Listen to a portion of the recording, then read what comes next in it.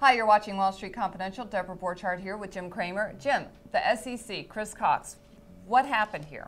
Where have they been? Okay, Chris Cox doesn't really understand the markets, and he's remarkably unsophisticated and clearly the wrong man for the job, but there's not a lot of accountability in the government. So he's been captured by laissez-faire academics who say that there really isn't an effect by short selling.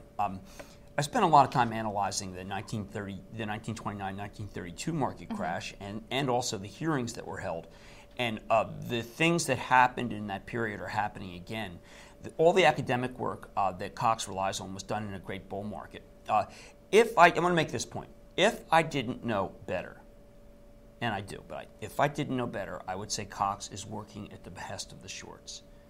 AIG was a very solvent outfit, obviously poorly run, but I believe that the precipitous decline in AIG was caused by shorts. Same thing with Lehman. Both of these, if they had more breathing room, might have been able to come up with plans. Now, Fold was arrogant and thought his bank was worth much more. He destroyed a huge amount of capital. He's just a villain. Okay, AIG. Marty Sullivan put this in motion. Greenberg, who's been talking as if he was some sort of saint, was also involved before he created a lot of these financial products guarantees. And then Will Umstead was on the board of AIG. So he presided over all this. It was ridiculous that he was appointed CEO. So what I'm saying is that Cox better wake up, because there are many institutions that could still be taken down by shorts. They finished at Lehman, they finished AIG. What you do is you go sequentially, you find out the next week and you try to destroy it. Again, Cox doesn't know this. Now, one of the things I do want to make this point. Today's show this morning showed what I had to say last year, and I was right.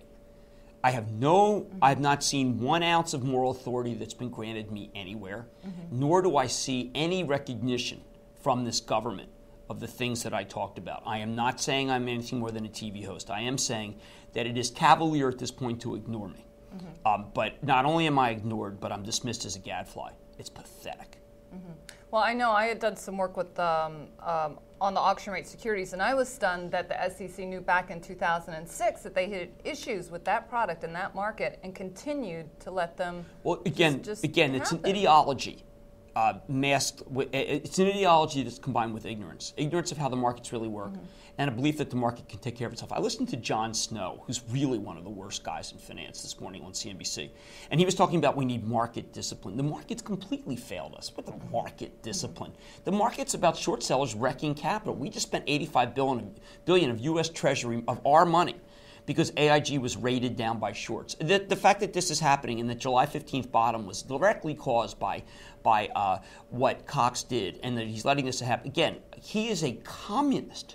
Is it more? I mean, meaning that he is presiding over the tremendous confiscation of real corporate assets. And I've got to tell you, I am aghast that this administration has nationalized major American companies because it allowed short selling to get reckless. This is I am a capitalist.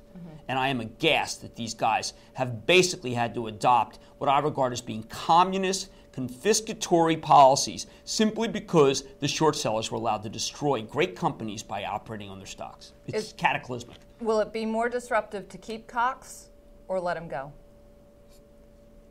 He should be fired immediately. All right. So we got a call now to fire Chris Cox. Jim Cramer here at Deborah Borchardt at Wall Street Confidential. Stay tuned for more at TheStreet.com TV.